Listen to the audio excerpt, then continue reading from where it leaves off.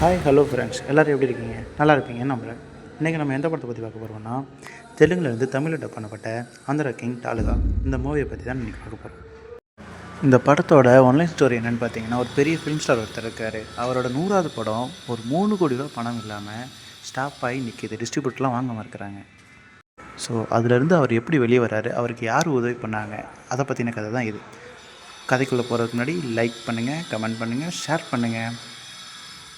படம் ஸ்டார்டிங்லேயே ஒரு பெரிய ஃபிலிம் ஸ்டாரோட படம் ட்ராப் ஹவர் சீனை தான் கட்டுறாங்க. அதனால் அவர் என்ன பண்ணுறதுன்னு தெரியாமல் முடிச்சுட்டு இருக்கும்போது அவரோட பழைய நண்பருக்கு கால் பண்ணி கேட்கலான்னு ஒரு ஐடியா வருது.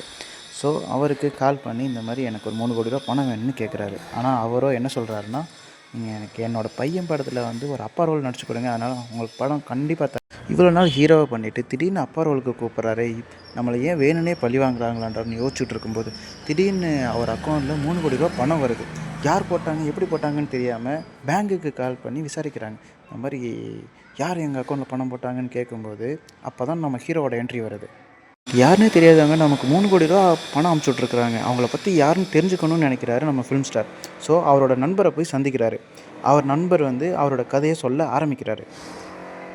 ஹீரோட ஃப்ரெண்டு ஹீரோ கதையை காட்டுறாங்க. அதுக்கப்புறம் என்னாச்சுன்னா ஹீரோ இன்ட்ரோ சாங் வருது. முடிஞ்சவொடனே காலேஜ் சீக்வன்ஸ் காட்டுறாங்க. காலேஜில் வழக்கம் போல் நார்மலாக பேசிகிட்டு இருக்கும்போது ரவுடி கேங் வராங்க. அவங்களுக்கு கூட சண்டை நடக்குது. சண்டை முடிஞ்ச கையோட ஹீரோவை சஸ்பெண்ட் பண்ணி அதே காலேஜில் கேண்டீனில் வேலை செய்ய சொல்கிறாங்க. நம்ம ஹீரோயினி ஹீரோ கிட்டே கேட்குறாங்க, உங்களுக்கு ஏன் அந்த ஃபிலிம் ஸ்டார் அவ்வளோ பிடிக்குதுன்னு. அப்போது நம்ம ஹீரோ சின்ன வயசு கதையை சொல்கிறாரு. எனக்கு சின்ன வயசில் பயம் அதிகமாகும்போது திக்குவாய் வந்துடும். ஃபிலிம் ஸ்டாரோட வசனத்தை சின்ன வயசில் ரேடியோவில் கேட்டிருப்பாரு நம்ம ஹீரோ. அதை திரும்ப திரும்ப சொல்லி அப்படி நம்ம இந்த திக்குவாயே சரியாகிற அளவுக்கு ரெடி ஆயிடுவார். கட் பண்ணால் ஹீரோவும் ஹீரோயினையும் ரொமான்ஸ் பண்ணுறாங்க. அது எங்கன்னு பார்த்தீங்கன்னா தேட்டரில் ஸ்க்ரீன் எல்லோரும் தெரிகிற மாதிரி கிஸ் பண்ணுறது தெரிஞ்சு போயிடும். அதுக்கப்புறம் ஹீரோயினியோட அப்பா ஹீரோவை கூப்பிட்டு அடின்னு அடித்து பெரிய சண்டையே நடக்குது அங்கே தேட்டர்லேயே. அப்புறம் ஹீரோயினோட அப்பா சொல்கிறாரு, நீ எல்லாம் என் முன்னாடி நின்று பேசுகிறதுக்கே தகுதியான வில்லைன்னு சொல்லணுன்னே ஹீரோவுக்கு செம்ம கோவம் வந்து, நீ நான் ஏழையாக இருக்கனால தானே இப்படி சொல்லிகிட்டு இருக்கேன், நான் உன்னை விட பெரிய தேட்டர் கட்டி காட்டுறேன் அப்படின்னு சபதம் விட்டுருவார். ஹீரோட ஃப்ரெண்டுக்கு ஹீரோவை பற்றி இவ்வளோ தான் தெரிஞ்சிருக்கும். ஸ்டாருக்கு ஒரே குழப்பமாக இருக்கும். இவர் எப்படி 3 கோடி ரூபா ரெடி பண்ணார், எப்படி சம்பாதிச்சாருன்னு ஒரே ஆவலாக இருப்பார். நம்ம ஃபிலிம் ஸ்டார் ஹீரோவை பற்றி தெரிஞ்சுக்க ஹீரோயின் இருக்க இடத்துக்கு போவார். அங்கே பார்த்தா ஹீரோயினிக்கு கல்யாணமாக ஒரே குழப்பமாக இருக்கும். நம்ம ஃபிலிம் ஸ்டார் சும்மா விடுவாரா? ஸ்ட்ரைட்டாக ஹீரோயினி தேடி ஹீரோயினி மண்டபத்துக்கே போயிடுறாரு. அங்கே போய் ஸ்ட்ரைட்டாக ஹீரோயினை மீட் பண்ணி, என்னதாம்மா ஆச்சு, நீ ஏமா அவரை கை விட்டுட்டு இப்படி வந்து கல்யாணம் பண்ணுற அப்படின்னு கேட்பார். இப்போ ஹீரோயினி சொல்லுவாங்க, அவன் என்னை ஏமாற்றிட்டான் அப்படின்னு சொல்லுவாங்க. கட் பண்ணால் மறுபடியும் எடுத்துக்கட்டு வருது.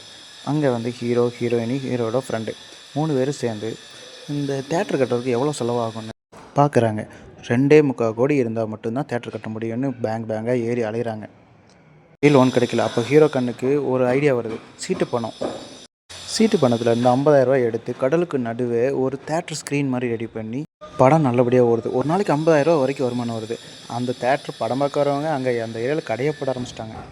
ஹீரோவை பார்க்க ஹீரோயினி அந்த இடத்துக்கு வராங்க. 2 பேரும் வழக்கம் போல் ரொமான்ஸ் பண்ணிகிட்ருக்காங்க. ஹீரோயினி போனதுக்கப்புறம் ஹீரோயினோட அண்ணன் வந்து ஹீரோவை போட்டு அடின்னு அடிச்சிட்றாரு. அப்படி அடிக்கும்போது தான் ஹீரோவுக்கு ஐடியா வருது, மணலில் விற்று ஏன் நம்ம சம்பாதிக்கக்கூடாது அப்படின்னு. உடனே ஐடியா பண்ணி ஒரு பார்ட்டியை பிடிச்சி எவ்வளோ ரேட்டுன்னு பேசிவிட்டு ஊர் மக்கள் எல்லாரையும் ஒன்றா சேர்த்து கடல் மண்ணை எடுக்கிறதுக்கு முயற்சி பண்ணுறாரு. போட் வழியாக மணலை எடுத்துகிட்டு வந்து டிராக்டரில் ஏற்றி கொண்டு போய் விற்கிறாரு. விற்று அந்த காசை வச்சு தேட்டரும் பெருசாக ஒன்று கட்டி முடிச்சிடறாரு. ஹீரோ ரொம்ப சந்தோஷமாக இருக்கிறாரு. தேட்டர் ஃபஸ்ட் ஷோவுக்கு ஹீரோயினோட அப்பாவை போய் அழைக்கிறாரு. ஹீரோ ப்ரொடியூசர் தேடி போகிறாரு. ப்ரொடியூசர் மீட் பண்ணும்போது, நாங்கள் புதுசாக தேட்டர் கட்டியிருக்கோம், எங்களுக்கும் படம் கொடுங்க, நாங்களும் ஓட்டி காட்டுறோம் அப்படின்ற மாதிரி சொல்கிறாரு.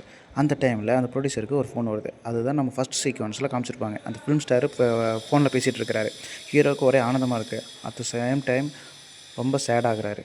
எதனாலன்னு பார்த்தீங்கன்னா, அந்த ப்ரொடியூசரோட பையனோட படத்தில் வந்து அவர் ஃபிலிம் ஸ்டார் வந்து ஒரு அப்பா ரோல் நடிக்கணும்னு சொன்னோன்னே ஹீரோவால் அதை ஏற்றுக்கவே முடியல. சண்டை போட்டு வெளியே வந்துடுறாரு.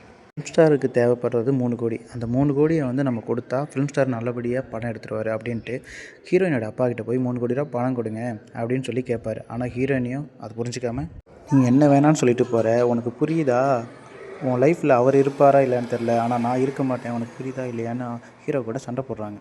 அப்புறம் கட் பண்ணால் நம்ம ஃபிலிம் ஸ்டாரும் ஹீரோயினி பேசிகிட்டு இருக்கிறத காமிக்கிறாங்க. அப்போ நம்ம ஃபிலிம் ஸ்டார் சொல்கிறாரு, தெரியாது எனக்கே இவ்வளோ ஹெல்ப் பண்ணுறா, அப்படி தெரிஞ்ச உனக்கு எவ்வளோ ஹெல்ப் பண்ணுவார்னு நீயே கொஞ்சம் யோசிச்சு பாருமா அப்படின்னு சொல்லிட்டு ஹீரோயினோட அப்பாட்ட பேசிவிட்டு அங்கேருந்து கிளம்பிடுறாரு. வெளியே செம்ம மழை பெஞ்சிட்டு இருக்குது. இந்த மழையிலையும் நம்ம ஃபிலிம் ஸ்டாரு ஹீரோவை தேடி போகிறாரு. கடலில். அங்கேயோ ஹீரோவோட ஊரே வந்து வெள்ளத்தால் மூழ்கிட்டு இருக்குது. எல்லாரும் எப்படி தப்பிக்கிறதுன்னு தெரியாமல் புதுசாக கட்டின தேட்டருக்குள்ளே போய் இருக்கிறாங்க. அந்த டைம் கரெக்டாக நம்ம ஃபிலிம் ஸ்டார் தேட்டருக்குள்ளே என்ட்ரி ஆகுறாரு. உள்ளே வர அவர் நிழலை பார்த்துட்டு நம்ம ஹீரோ பொறுமையாக திரும்பி பார்க்குறாரு நம்ம ஃபிலிம் ஸ்டாரை. அதுவும் முதல் முறையாக நேரில் பார்க்குறாரு. நேரில் பார்த்து ஹீரோ 2 பேருமே பேசிக்கிட்டு இருக்காங்க. அப்புறம் ஃபிலிம் ஸ்டாரு கேட்குறாரு, நீ எனக்காக ஏன் இவ்வளோ பண்ணுற? நான் உனக்குன்னு எதுவுமே பண்ணலையே அப்படின்னு கேட்குறாரு. அதுக்கு நம்ம ஹீரோ சொல்கிறாரு, சின்ன வயசில் எனக்கு இப்படி ஆனதுக்கு நீங்கள் தான் எனக்கு உதவி பண்ணீங்க.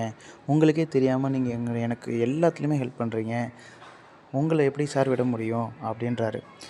இதை 2 பேரும் மாற்றி மாற்றி பேசிகிட்டே இருக்கிறாங்க. நம்ம ஃபிலிம் ஸ்டாருக்கு அப்புறம் எல்லாமே புரிய வருது. மறுபடியும் போய் சினிமாவில் நடிக்கிறாரு, கலக்கிறாரு. தான் கதை. எனக்கு பர்சனலாக இந்த படம் பிடிச்சிருக்கு. உங்களுக்கு யோசிச்சுக்கோங்க.